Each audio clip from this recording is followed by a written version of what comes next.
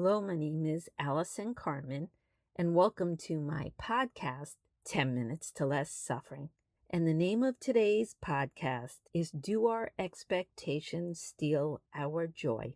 And this came up for me last week when my parents came into New York City to go to the dermatologist. My mom is 89 and my dad is 91.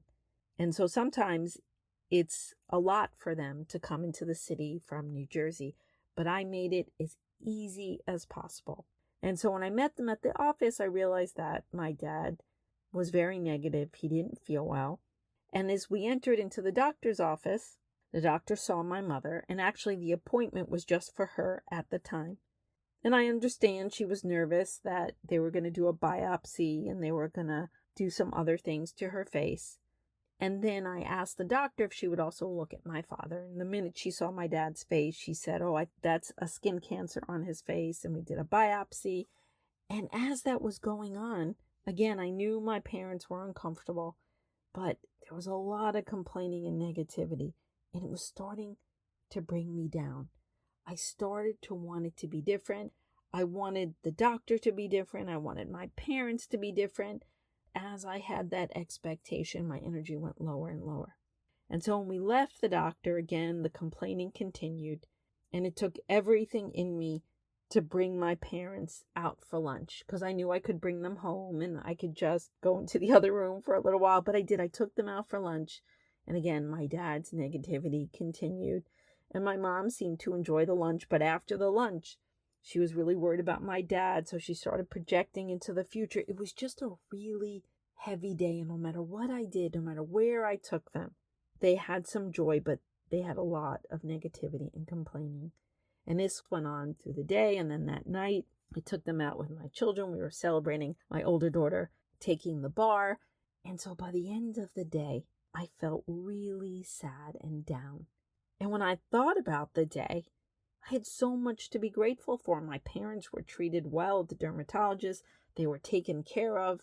We ate 2 great meals. They got to see my children. Why was I feeling so sad? And the reason I was feeling sad is because I was disappointed and I was judging my parents. Now we could say, oh, my parents weren't grateful. No, my parents were being my parents. They're right to be who they are. But at the end of the day, they wrote me that they had a great day and I was the one that was in pain.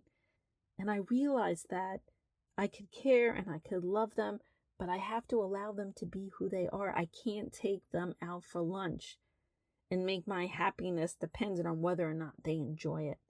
And I can't make my day good or bad on whether or not my dad's going to be complaining. And in a way, when I do that, I'm actually judging them just as much as they're judging the day. And it's all the same, judging if they're happy, judging if they're sad. It doesn't matter which. So my disappointment came from a story I told of how my parents need to be for that day to be good, how they should have acted, all the things that I did for them. So that night, I saw that. I saw the expectations. I saw my judgment, and I let it go. And when I let it go, I felt joyful again. Because when I let it go, I saw I was with my parents and we had some laughs. I had 2 wonderful meals. I was happy my daughter completed taking the bar. I was so glad that we all had an opportunity to be together and the rest was out of my control. And that's the interesting thing about expectations and judgments. Sometimes we feel so right. I did this and I did that and they should be like this. But when we do that, we give our peace away. And when we do that, it steals the moment. And when we do that, we're telling other people who they should be and how they should act. It's our choice whether we want to be with people or not. But in a way, we have to let them be who they are and see if we're okay with it. And so these are my parents and I love them very dearly. But even with them, I have to give up my judgment and my expectations and not try to have power over things I have no power over. And this could be very tricky when we're dealing with people that we really love. It's so funny, Ram Dass once said, if you think you're enlightened, go spend time with your family or your parents. And he said that because, we think we're so evolved and then we're with people that we know really well or a situation happens that's really unexpected, and that's when we really see ourselves.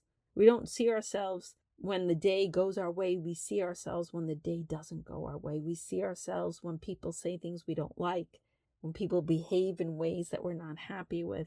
We see ourselves when things don't go as planned or the way we thought they should be. That's where the work is. That's when we see, are we letting go? Are we present? Are we living heart-based? Are we detached? Do we have expectations? Are we accepting? Are we grasping for certainty? These are the moments where we see where our pain and suffering comes from. So this week, as you're going to your meetings, as you're meeting friends for dinner, as you're dealing with your kids, before you see them, before it starts, the minute you wake up in the morning, think about your day. Think about if you have any expectations. It's different than thinking about, oh, today I have a meeting at 10, I have lunch at 12. No, it's about how you're expecting it to go.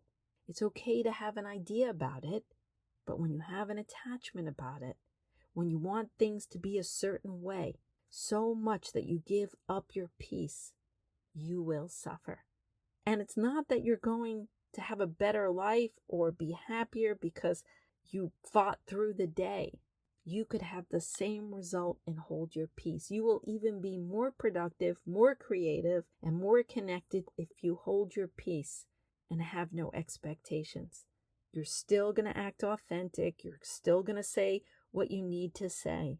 You're still going to get to decide whether or not you want to have certain people in your life. You still get to tell people when you feel hurt, but you're not sad or hurt or mad because you expected it to be a different way. You are present and you are letting life show you what is in front of you. You realize everything is the way it's supposed to be because it is, even if you don't like it. You get to look at your judgments. Who are we to control other people's behavior? It's our job to control ourselves.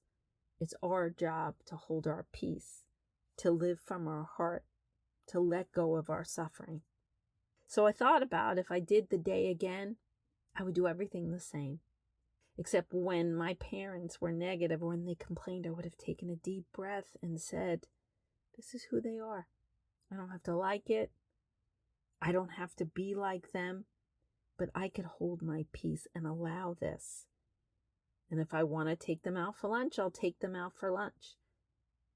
But I can't control how they act. I can only control myself. I can control what I order, what I chew, how I choose to experience them. The same when we went out for dinner.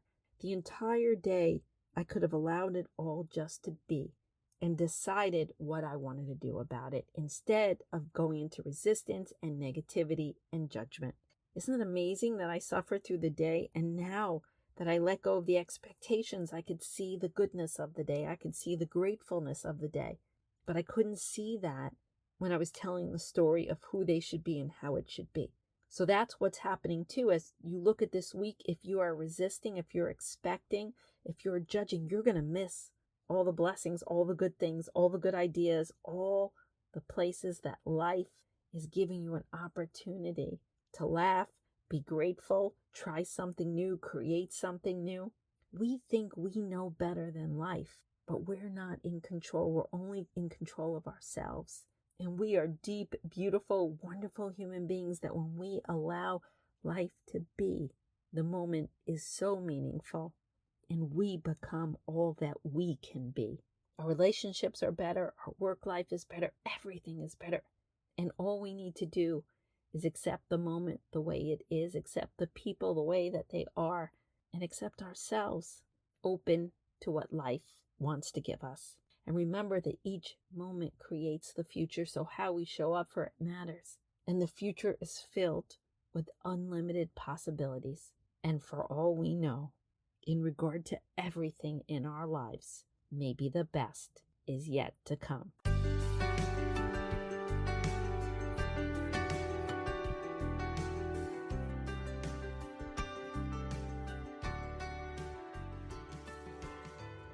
Thank you for listening to this podcast today. If you'd like to get in touch with me, you could email me at allison@allisoncarmen.com. And if you'd like to buy my books, The Gift of Maybe or Year Without Men, they're available at all major bookstores and online retailers. And if you'd like to listen to my new audiobook for the gift of maybe, it's available at all major audio platforms. And my maybe cards and my maybe journal are now available on Amazon, Etsy, and my Stan Store on TikTok and Instagram. And most of all, if you like this podcast, I hope you subscribe and leave a comment.